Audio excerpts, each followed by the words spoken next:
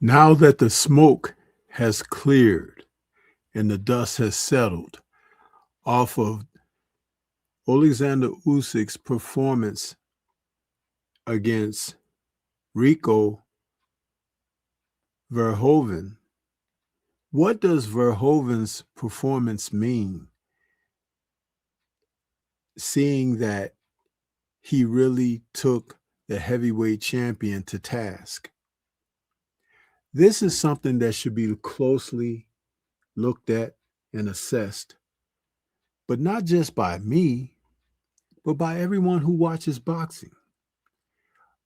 Are the champions, in some instances of today's boxing, not up to par and where they should be? Let's talk about this.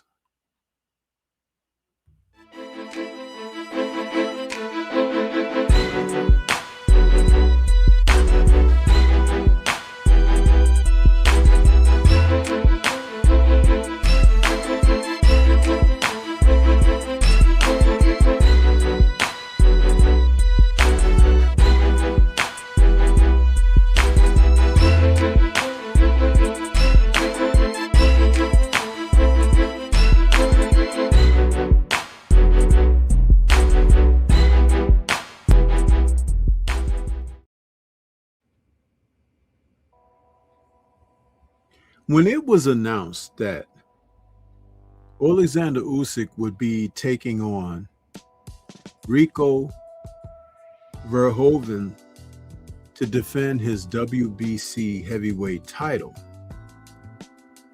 out of all of the titles that he has as undisputed, people were questioning, where is this coming from? We don't even know this guy. Verhoeven comes from a mixed martial arts background and is a kickboxing champion, the actual best of his league, but no one knew him as a professional fighter. It is rumored that he has been in training camps with Tyson Fury as a lead sparring partner, but no one really knew what he would bring to the fight against Alexander Usyk because we just weren't familiar with the guy.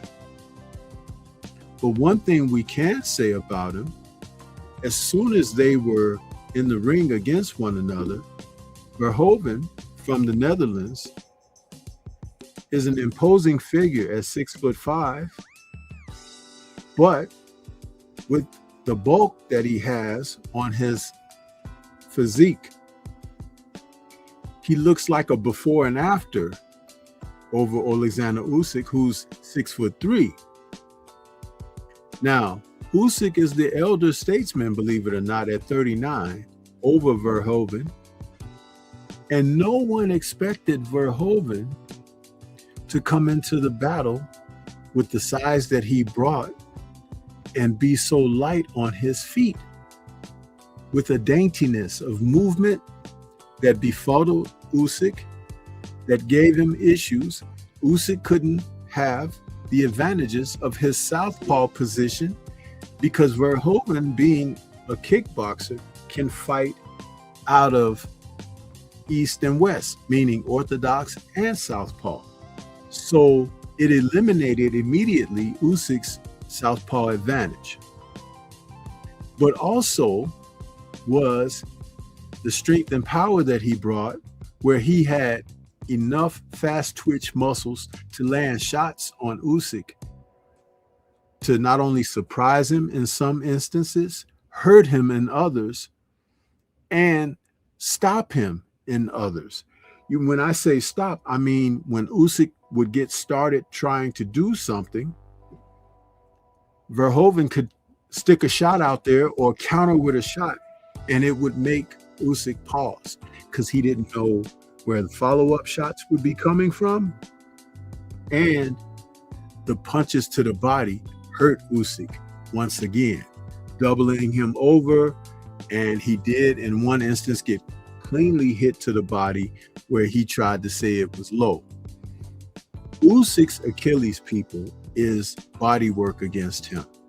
And no one really wants to take advantage of that for whatever reason. The guy can't take it to the body. But I'm going to tell you something. The body work is the key to getting rid of any fighter. But we see that there are not enough fighters in today's boxing that are practiced at really going after the body to set up the knockouts. You got guys who fall in love with landing shots clean on someone's jaw or upside the head. And the thing about that is, though it looks awesome that you landed a shot right on a guy's chin, but when a guy takes a shot on the chin and just keeps coming, you need to have a plan B, because the chin may be there all night long and you might not be able to do anything about it. But the body, where your vital organs are, the base for the conditioning, that's where you butter your bread. And Verhoeven did that a lot during the early portions of the fight. On my personal scorecard, I had only given Usyk 1 round before the 11th. Now, some people think that Usyk may have put together enough rounds to be close to drawing even by the time he got the knockdown in the 11th. That's untrue, people. What we saw Rico do was control the tempo and dictate the tempo of the fight. We saw him use movement that befuddled Usyk. We saw him start and stop situations, even locking him up at times, which was interesting because not having a great deal of boxing experience to be able to tie a man up to kill time or to stop his rhythm is not something that you see from a guy that's as inexperienced as Verhoeven was coming into this fight. Now, the other aspect was when he did get hurt in the 11th, after rising, getting his mouthpiece replaced and everything, he didn't reach out to try and tie Usyk up. And that was detrimental to the referee being able to step in and stop the action and the fight. But the performance against Usyk and what it really means, is Usyk truly the best of this era? Is he the best in the heavyweight division? Begs a different answer for that question, because this man had no real boxing experience. I don't care that he was sparring in the gym against elite fighters. This was under the lights and for real. What if he had a little bit more experience? Would that mean this would have been a loss for Usyk tonight in a fight that he was losing anyway and handily? It's something that we have to look at and consider. And as I've questioned, has Usyk really defeated any monsters of this particular era? If you consider Tyson Fury a monster, or even Anthony Joshua, and forbid Daniel Dubois, then I say that he still remains untested, because the heavyweight division, when it's going well, has usually a laundry list of fighters that on any given day can beat the other guy. Or is that why Joshua and Fury have never faced one another, and Joshua has never faced Deontay Wilder? Fury has never faced Andy Ruiz Jr. And if you look further, you could say that Klitschko never faced Wilder or King Kong Ortiz. Fury and Joshua has never faced King Kong Ortiz. What I'm getting at is this: when you begin to have the round robin of fighters in the division facing one another, there usually is a cloud that will settle after all of that activity. And because these men have chosen guys that are outside the rankings and men who have been pulled from other sports, they have not been tested in the proper way that would allow you to make a proper assessment of their abilities.